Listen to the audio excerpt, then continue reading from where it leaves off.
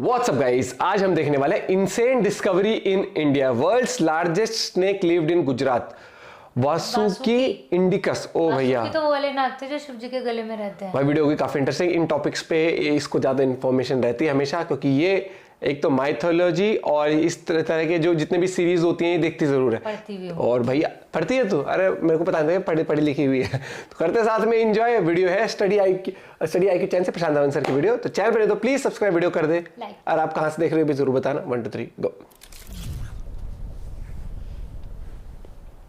नमस्कार and I welcome you all to study IQ। मैं हूं प्रशांत धवन। नाउ लंबे समय तक आप लोगों ने शायद YouTube पे कई वीडियोस देखी होगी, कई आर्टिकल्स देखे होंगे, कई इमेजेस देखी होगी इस भीमकाय सांप की। इसका नाम है टाइटानाबोआ।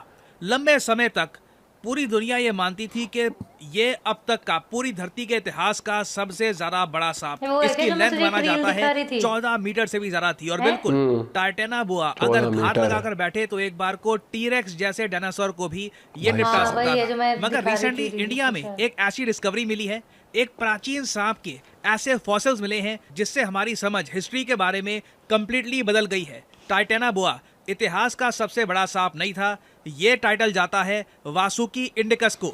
हाल ही में IIT की रिसर्च में ये पता लगा है कि वासुकी इंडिकस ये एक्चुअली धरती के इतिहास का सबसे लंबा और सबसे बड़ा सांप था। ये ऑल टुगेदर एक अलग ही टाइप का बीस्ट था। नाउ वासुकी इंडिकस भारत में किस टाइम एग्जिस्ट करता था, ये इतना बड़ा साइज में क्यों हो गया, हमें इतने साल क्यों लग गए ये जानने में कि दुनिया का सबसे बड़ा सांप वासुकी इंडिकस ये भारत में एग्जिस्ट करता था, भारत की जमीन पे था।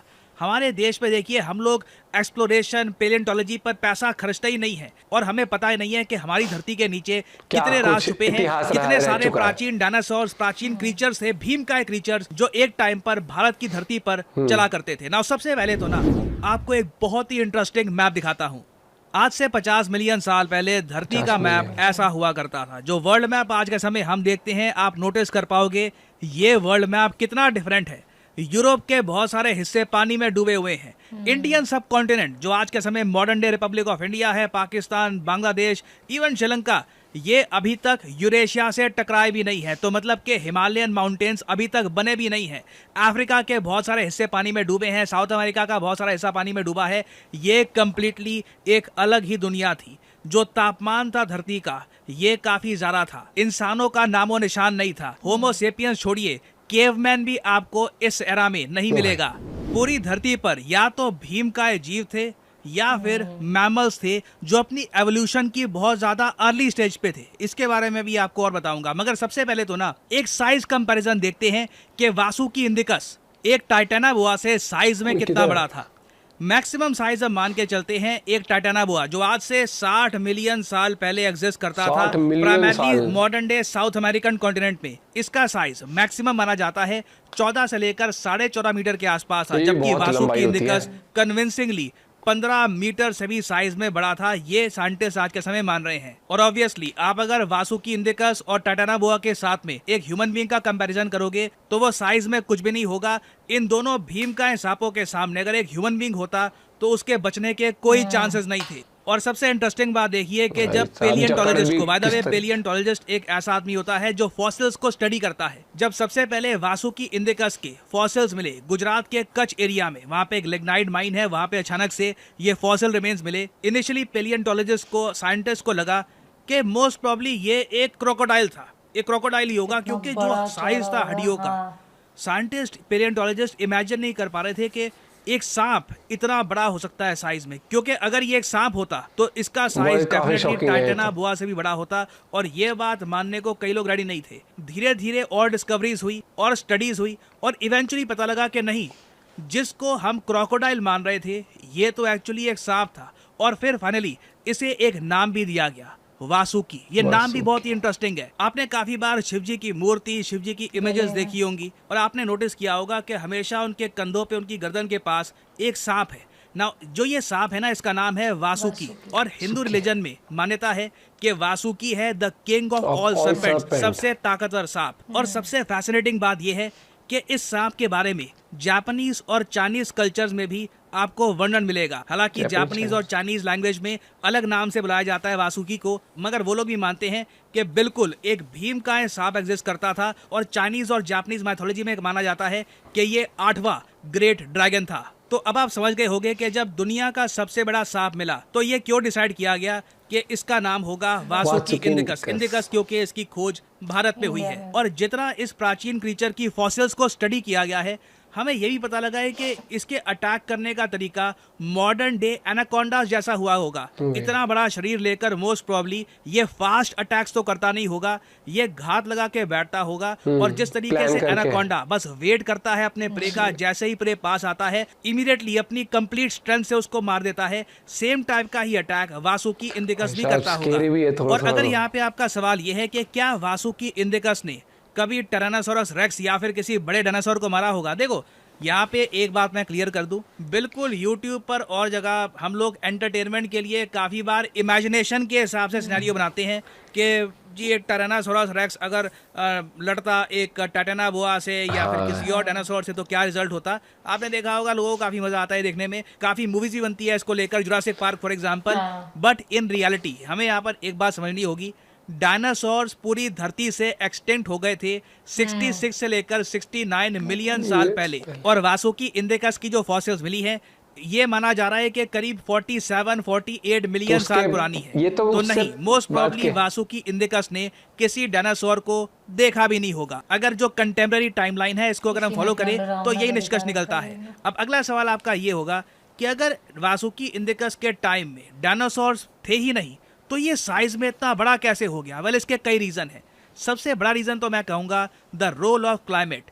सांप कोल्ड ब्लडेड क्रीचर्स होते हैं, उन्हें एनवायरनमेंट से गर्मी चाहिए होती है सर्वाइव करने के लिए। आपने नोटिस किया होगा सांप आपको एंटार्क्टिका आर्टिक के आसपास नहीं मिलेंगे, यूजुअली सांप वार्मर क्लाइमेट में ही मिलते हैं। और सिंस धरती का तापमान उस वक्त काफी ज्यादा था तो बाय डिफॉल्ट इस स्पीसीज का जो मेटाबॉलिज्म है इसने ऐसी एडजस्टमेंट कर ली कि साइज लगातार इस स्पीसीज का बढ़ता गया। और साथ ही साथ मुझे ये भी ऐड करना पड़ेगा, सिंस धरती पर उस वक्त कोई बड़े डायनासोर थे नहीं तो वासुकी इंडिकस अल्फा स्पीसीज थी। पूरा जो फूड पिरामिड है उसमें आप कह सकते हैं जो टॉप पे कुछ स्पीसीज होती हैं जिनका शिकार किया नहीं जाता, वो बस बाकियों का शिकार करते हैं, उनमें से एक रहा होगा वासुकी इंडिकस। और साइंटिस्ट ने रिसेंटली यही बताया है कि most probably Vasuki indicus whales खाता होगा। आज के समय जो मॉडर्न डे भीम का वेल्स हैं वो नहीं। वेल्स इनिशियली कुछ हद तक ऐसी दिखा करती थी। 50 मिलियन साल पहले ये था अर्ली फॉर्म वेल्स का। धीरे धीरे इवॉल्व करके वेल्स एक कंप्लीटली एक्वाटिक स्पीसीज बन गई। और इंटरेस्टिंगली जो मॉडर्न डे वेल्स हैं इनकी जो शुरुआत है ये मॉडर्न डे इंडिया पाकिस्तान का जो रीजन है यहीं पर हुई थी। तो आप सोच कर देखिए वासुकी इंडिकस के लिए सिचुएशन कितनी फेवरेबल रही होगी।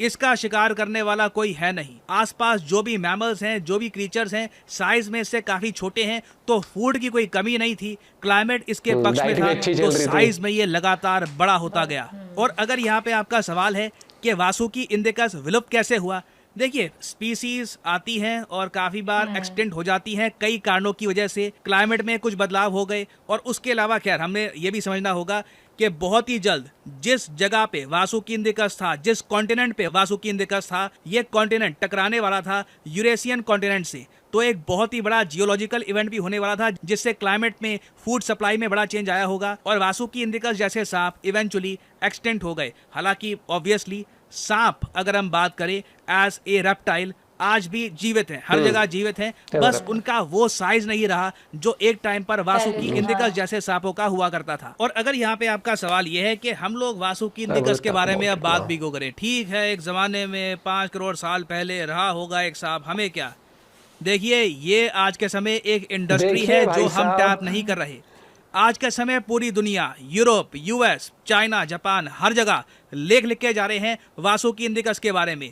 यहाँ पे आप देख पाओगे CNN वर्ल्ड का आर्टिकल है, colossal pre historic snake discovered in India. पूरी दुनिया बात कर रही है कि टाइटेनाबोआ से भी बड़ा सांप इंडिया में मिला है। इससे देखिए टूरिज्म इकट्ठा होता है। कई देश है दुनिया भर में जिन्होंने डायनासोर टूरिज्म की इंडस्ट्री बना रखी है। यूएसए इसका प्राइम एग्जांपल है। यूएसए में कहीं भी डायनासोर की फॉसिल्स मिलती हैं, ये लोग एक पूरा म्यूजियम खड़ा कर देते हैं। म्यूजियम में टूरिस्ट आते हैं, विजिटर्स आते हैं, रेवेन्यू होता है जनरेट। इंडिया में भी मैं आपको बता दूं कई हमारे छोटे शहर हैं, गाँव हैं, अगर वहाँ पे डिस्कवरी होती है एक डायनासोर की या फिर वासुकी इंडिकस जैसे एक प्राचीन क्रीचर की, तो इस डिस्कवरी मात्र से ही उस पूरे क्षेत्र की इकोनॉमी पर एक बड़ा इम्पैक्ट आ सकता है। आप वहाँ पे एक म्यूजियम बनाओ, आप वहाँ पर पेलियोंटोलॉजिस्ट को इनवाइट करो, उनके रहने के लिए होटल्स वहाँ पे होने चाहिए, स्टडी करने के लिए प्रॉपर जगह होनी चाहिए। आप देखोगे दुनिया भर से लोग भारत में आएंगे, पैसा खर्चेंगे इंडिया में, और इंडिया का नाम भी फेमस होगा as an important destination for palaeontologist. क्योंकि याद रखिएगा, इंडिया में अभी डिस्कवरी हुई ही नहीं है। हमने अभी तक प्रॉपरली अपने देश की धरती को खोदा ही नहीं है। हमें पता ही नहीं है कि कौन कौन सी मिस्ट्रीज दबी हुई हैं, कौन कौन से प्राचीन डायनासोर यहाँ पे थे, कौन कौन से प्राचीन क्रीचर्स थे जिनके बारे में शायद पूरी दुनिया को अभी आइडिया ही नहीं है। तो ये एक अनटैप्ड इंडस्ट्री है, हमें डेफिनेटली इसमें टैप करना चाहिए और इससे millions perhaps billions of dollars का लॉन्ग टर्म में फायदा होगा हमारे। एक चीज तो है, पहली बात तो ये पेलियोंटोलॉजिस्ट के बारे में लोग जान पाएंगे, और इससे एक चीज ये है कि अगर आप करियर बनाना चाहते हो तो ऑप्शंस बहुत है, और हमेशा एक ही फील्ड की तरफ मत भागो कि इंजीनियर ही बनना, आपको जो बनना है बनो, लेकिन एक ये चीज भी है जिसका इंटरेस्ट होगा वो ये भी बन सकता है। और बहुत कम लोग हैं पेलियोंटोलॉजिस्ट, लेकिन इसमें फिर मुझे लगता है पे स्केल भी अच्छा मिलेगा जो अच्छे से पढ़ के जाएगा आगे। और बाकी इसमें मतलब वासुकी इंडिकस, मतलब जिस तरीके से बताया 15 मीटर से भी ज्यादा लंबाई, ओ भैया इमेजिन करते हुए भी गूज बम्स वाले मोमेंट आ जाते हैं। और इस बारे में ये ज्यादा बता पाएगी कि मतलब इतिहास क्या रहा है। जैसे उन्होंने बताया कि शिव जी के गले में रहते थे जो वासुकी नाग थे, और जब वो हुआ था ना, मतलब मैंने जितना पढ़ा है उतना बता रही हूँ, बाकी सबका अलग अलग वो होता है, पता नहीं। ठीक है भाई, गलत मत बताइयो। नहीं गलत बता तो करेक्ट कर देना बस। हाँ, हुआ था ना, तो वो तो पहाड़ था, अब उसे घुमाए के ऐसे बोला था इतनी बड़ी रस्सी कहाँ से लाएंगे, तो तब सबसे लंबा नाग तो यही था। अच्छा। तो वो जो ऐसे ऐसे खींच रहे थे, तूने किसी उसमें देखा? हाँ, देखा। वो वासुकी नाग ही थे, और उन्होंने बोल दिया था शिव जी को कि बस आप यहाँ पे मत रहना, क्योंकि उस टाइम मेरी बॉडी को बहुत ज्यादा पेन होगा और आप वो देख नहीं पाओगे, क्योंकि है ना ऐसे खींचना सबसे बड़े। तो मतलब वासुकी इंडिकस ने कहा था कि मुझे मत देखना। इंडिगस तो उन्होंने इसलिए रखा है क्योंकि इंडिया में नहीं, वासु इसलिए कहा था नाग है, तो नाग ने ये कहा था कि आप मुझे मत देखना, ये कहा मतलब था आप यहाँ से चले जाना। अच्छा। क्योंकि वो शिव जी का थोड़ा पशुपतिनाथ कहते हैं ना, जानवर हर चीज से प्यार था उन्हें। भाई देखो, जब डिस्कवरी हुई तब तो उनको लगा क्रोकोडाइल होगा कोई। हाँ, उस तरीके से चीजें बताई। लंबा था ये तो इसलिए था ना कि अब सोच कितना बड़ा पहाड़ था जिससे समुद्र मंथन, इधर देवता खींच रहे थे, उधर जो वो थे, तो कितनी हाइट रही। इंडिया की जो हिस्ट्री है ना बहुत पुरानी है, बहुत कुछ है जानने को, लेकिन अभी भी बहुत सारे राज है जो आज भी निकल ही नहीं पाएंगे। और है तभी ये देख, चाइना में अलग अलग नाम बताए ना, हाँ, हाँ, तो ये कोई मनगढ़ंत कहानियां नहीं है, हर एक चीज है, इतिहास है। और जैसे वो बताया वेल का, कैसे बताया यार, वो 4 पैरों से वो वेल उस तरीके से हो गई ना, पहले चूहे जैसे लग रही थी। और क्लाइमेट का बहुत फर्क पड़ता है, नो डाउट ये चीज है। और मुझे तो कई बार ऐसा लगता है कि जैसे बहुत सारी चीजें एक्सटिंक्ट हो चुकी है स्पीसीज, तो ऐसा ना हो कभी ह्यूमन स्पीसीज ही एक्सटिंक्ट हो जाए, बाकी स्पीसीज रह जाए। कुछ भी हो सकता है, क्लाइमेट एंड हम भी क्लाइमेट ऑक्सीजन पे ही है, कुछ ऐसा हो गया भैया, ऑक्सीजन कम पड़ गया, कुछ हो गया, तो कुछ नहीं पता एक्सटिंक्ट होने में। डायनासोर हो गए, हाँ, तो वैसे ही हो कुछ भी सकता है कि भैया ये वो टाइम याद है जब लोग बोलते थे कि पानी भी बिका करेगा, तो लोग हवा ऐसे, अरे नहीं, फिर बोला था लोगों ने ऑक्सीजन भी बिकनी चाहिए। कोविड में पता चल गया था ना कि ऑक्सीजन की कितनी कमी आ रही थी लोगों को। भाई वीडियो इंटरेस्टिंग थी काफी, और बहुत कुछ जानने को मिला। आई एम श्योर आप लोगों ने भी बहुत कुछ जाना होगा वीडियो से। वीडियो कर दे लाइक, चैनल तो please subscribe. Bye bye, take care.